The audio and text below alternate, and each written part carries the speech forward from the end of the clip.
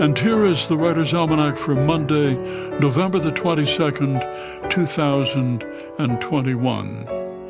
It's the feast day of Saint Cecilia, the patron saint of musicians. It's the birthday of the novelist George Eliot, born Marianne Evans in Warwickshire, England, 1819. She grew up near the city of Coventry, became friends with a group of radical intellectuals who debated religion and philosophy. She'd grown up in a conservative religious atmosphere, but she felt freed from it, and she moved to London to write. She fell in love with a married philosopher named George Henry Lewis, who was unable to get a divorce. And so in 1854, he and Marianne Evans moved in together, openly flaunting social conventions of the day. Their male friends would still visit them, but they left their wives at home. Marianne Evans and George Henry Lewis lived together for 24 years until he died. 5 years after she moved in with him, she wrote her first novel, Adam Bede, which was a huge success. She wrote it under the pseudonym George Eliot, and there was speculation as to the identity of the writer. Finally, she admitted that she was, in fact, George Eliot, which caused even more of a stir. She kept writing. She wrote The Mill on the Floss, Silas Marner. Nothing quite matched the success of Adam Bede. She worried about this. She worked at a long new book, was worried it would never sell. It came out in 1871, Middlemarch. It was a huge success and is considered her masterpiece.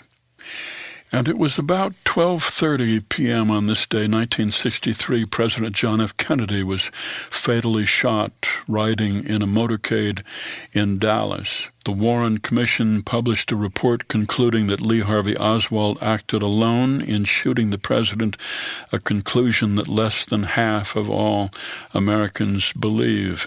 Don DeLillo wrote in his novel Libra, "What has become unraveled since that afternoon in Dallas is the sense of a coherent reality most of us shared. We seem from that moment to have entered a world of randomness and ambiguity." It's the birthday of Charles de Gaulle, born in Lille, France in 1890, president of France from 1959 to 69, a brigadier general in 1940.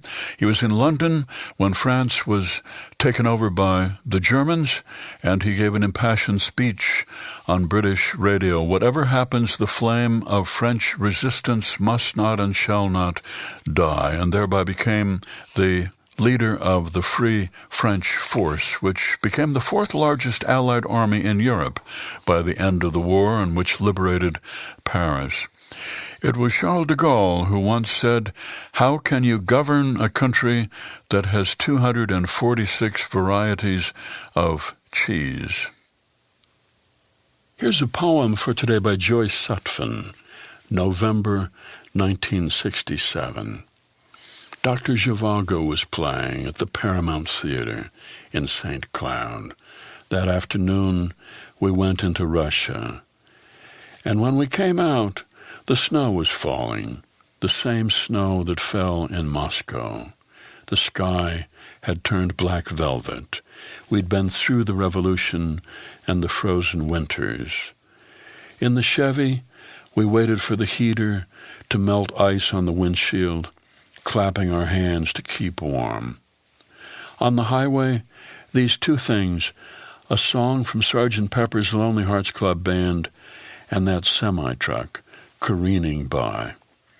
Now I travel through the dark without you, and sometimes I turn up the radio, hopeful the way you were, no matter what. November 1967, a poem by Joyce Sutphin. That's the Writer's Almanac for Monday, November the 22nd.